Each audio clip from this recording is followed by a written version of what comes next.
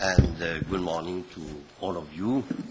And to begin, I must confess that I've written my text in French and had translated it in English.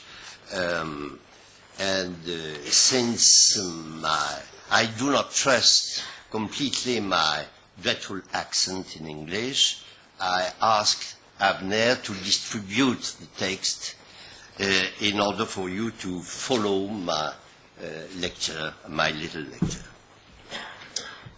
Well, the lieu de mémoire had two unexpected developments in my view. The first was when an experimental seminar in which Avner Ben-Amos took part suddenly attracted national attention. This was in 1986, after the first 4 volumes had been published, when Jacques Lang, who was at the time French Minister of Culture, wanted to extend the law protecting historic monuments, which dated from 1913, to a third type of heritage, the railway carriage at Rotonde, for example, in which the 1918 armistice was signed, or the Café du Croissant in Paris, where Jaurès was assassinated. The second was when, in 1993, after all 7 volumes had been published, the national response was accompanied by international recognition. The expression lieu de mémoire went into the dictionary, where it's defined a significant unity, material or ideal, that human will or the passage of time has made into an entity symbolic of a given community. The series was then translated widely, in full or in part, with similar initiatives springing up in virtually every country in Europe, as well as in the United States, China, Japan, Russia, and even in Vietnam and South Korea.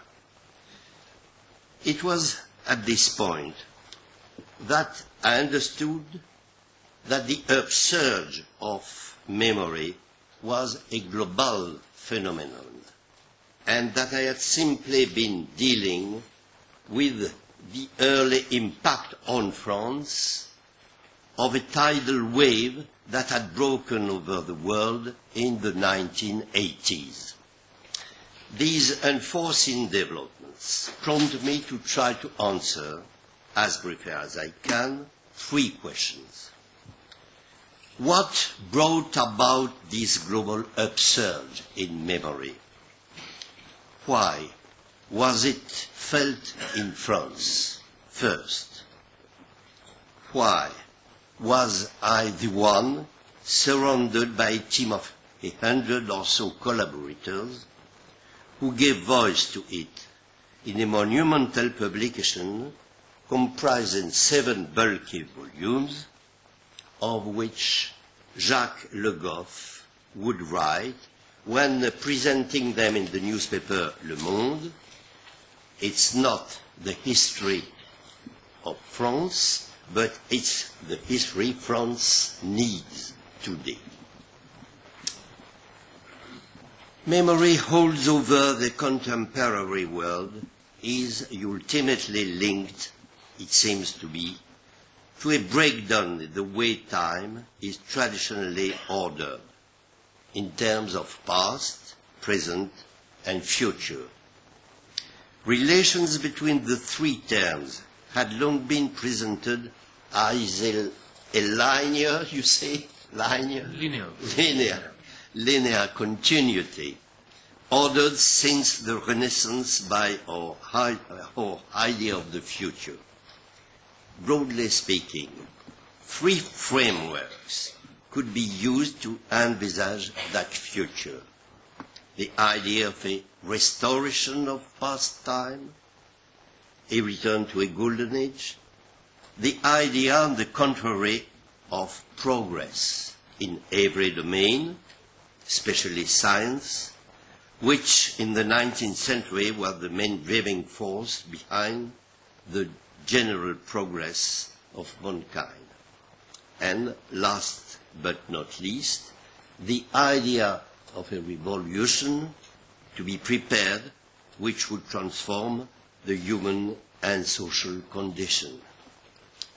And history, for the most part, was written by separating out from the past whatever we needed to prepare for the future.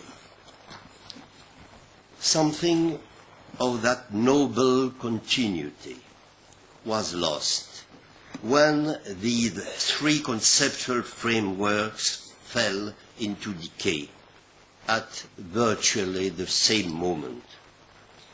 The idea of a return to a former state of affairs faded with the advance of industrialization.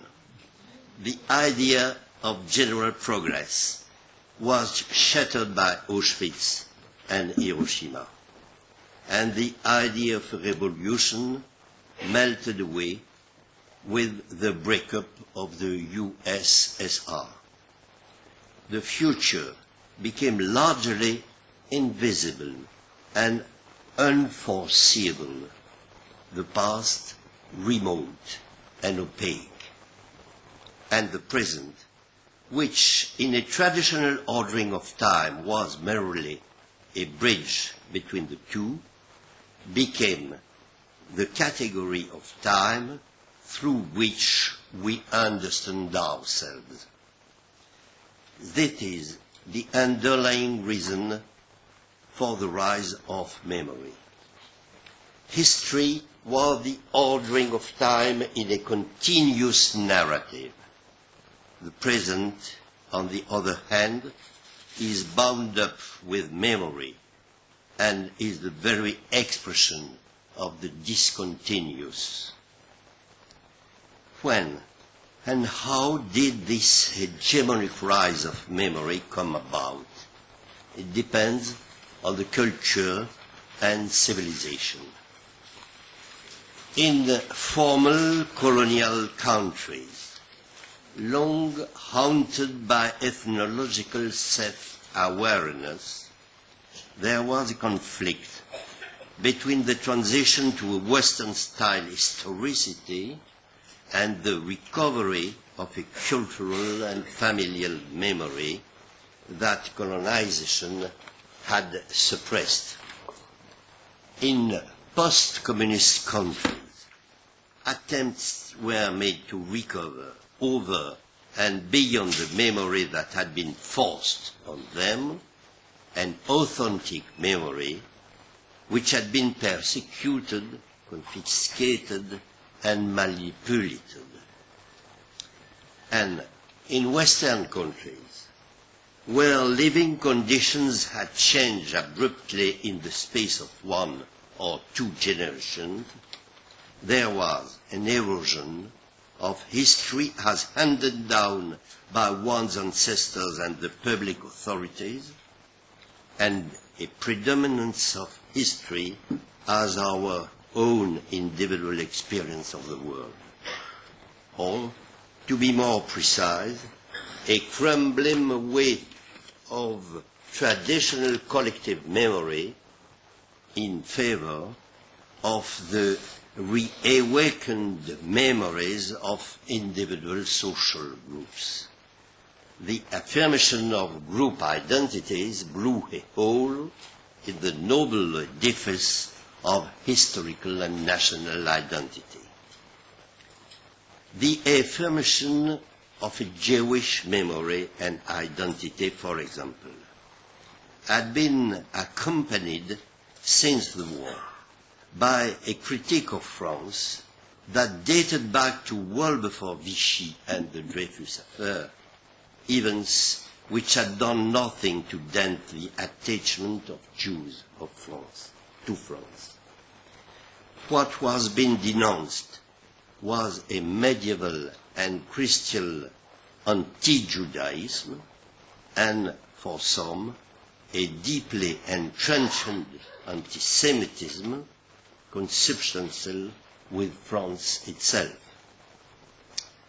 All these identity-based memory, which initially had an emancipatory, liberating dimension, finally took a rejectionist and accusatory character. The most telling example, no doubt, is the memory of formerly colonized peoples. It's easy to understand, therefore, why France, of all countries, was probably the first to experience and think through the conflicted relationship between memory and history. In this old nation-state, history, I mean the structuring of a collective narrative, has accompanied since the 14th century the making of France and its hard-won unity, which was achieved by gradually knitting together a wide variety of regions, populations, and languages into an exceptional dynastic, territorial, state and administrative continuity. Unity was imposed from the top down by central authority, be it monarchic, revolutionary, or republican. Each of these powers wrote its own version of history. With the founding of the Third Republic and the stabilization of Republican France, it was the teaching of history that befell the task of reconciling the Ancien Régime and the Revolution, or of making one France out of two, monarchic and republican, religious and secular, right and left. The classroom became the instrument of that unity, and history the key element in the shaping of the citizen. Probably no other country has put so much effort into primary and secondary education as France has.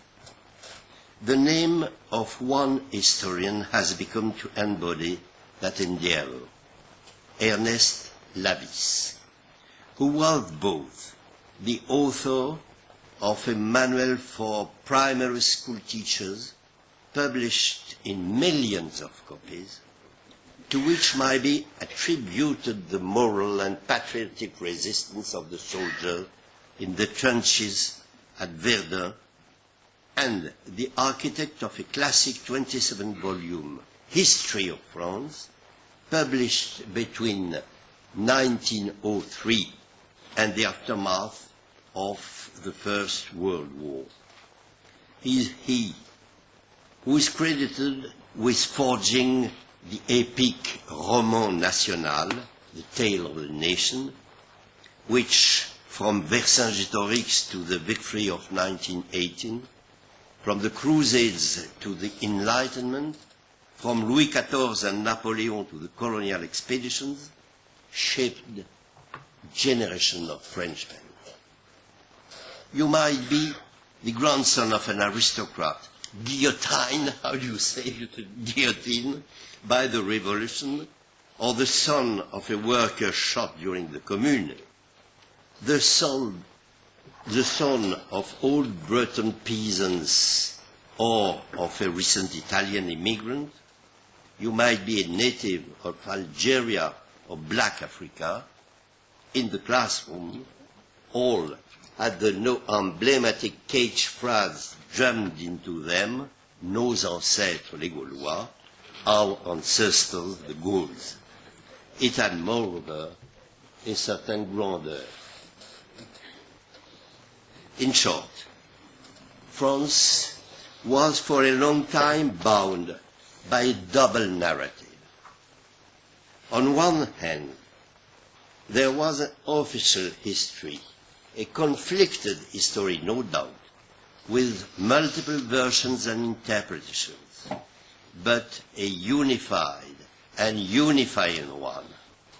On the other, private memories, whether social, religious, sexual, ethnic, provincial, or familial, all of them memories of a particular group kept alive in the privacy of the family. Here again, the case of the Jews is exemplary. Up until a relatively late date, when the Shoah and the return of huge numbers of North African Jews gave rise to an identity-based consciousness of community, French Jews, who were referred, moreover, to as Israelites, the use of the word Jew being more often reserved for anti-Semitism, were Jews at home and at the synagogue, but fully assimilated French citizens in the public sphere. It is this double narrative that was shattered in the space of a few years, sometimes in the late 1970s. At that point, specific minority groups, workers, women, Jews, provincials, and last but not least, formerly colonized people, set out in search of their memory, their history, in fact. They called for that memory to be recognized and, in some cases, went even further, demanding that the history of France as a nation be rewritten in the light of their own history. France went in this way from a national consciousness and a historical identity to a social consciousness of self and an identity based on memory. It was a strong sense of this revolution in memory that prompted me to embark on the adventure of the lieu de mémoire. By way of conclusion, I shall say brief words about the history of the series and why it happened to be me who saw it through. What first me thinking, no doubt, was an invitation by Jacques Le Goff at the beginning of the 1970s to write a book on contemporary civilization, for a series on great civilization, for which he had himself written Medieval Civilization in 1964. I soon realized that I was incapable of tackling such a subject for lack of the necessary background in economics and science. But while thinking the subject over, I came to feel that what was unique about contemporary civilization was the independence of memory in relation to history. For up until then, history had been the memory of mankind, and the emergence of a form of self-empowerment founded on memory was linked to the growth of the media especially television, which encourage live participation in history, albeit of an inactive kind, and was instrumental in radically transforming our relationship to the past. This is why, when I was elected at the École des Hautes Études en Sciences Sociales in 1978 to teach contemporary French history and set out to study the history of the sense of national belonging, it seems to me more interesting and original, rather than study the history of ideas, to take all the places in every sense of the word, both concrete and abstract, where something of the sense of belonging to a nation had crystallized and formed a deposit at a moment when identification with those symbols was fading. The idea was to take the most massive block of our national representation and mythology and place them under the historian's microscope. In this way, with a whole team of collaborators, I went from actual memorials like those to the war dead or the Panthéon, to entities as various as museums, commemoration, archives, teaching manuals, mottos and emblems, and beyond these, to ever more flag-flung phenomena. Institutions like Académie Française, realities such as national borders, administrative divisions such as the French département, political divisions like left or right, units of time like a generation, memory men like Marcel Proust. And step by step, the series went from merely casting light on places that are particularly significant in terms of national memory to the far more ambitious project of a history of France founded on memory. On a final note, had I to find an explanation for the intensity of my commitment to that undertaking and subject, it's more than likely that the roots could be traced back to the fact that I am a Jew, a profoundly assimilated Jew, but one who, as a child during the war, experienced the exclusion and persecution of his family. How could I not believe that it is in this sense of remove laid down by history at the heart of my private life that has spontaneously predisposed me to cast a critical, questioning eye on the national community to which I belong? How could I not believe that it is my belonging to the people of memory that has spontaneously led me to reflect on the history of memory?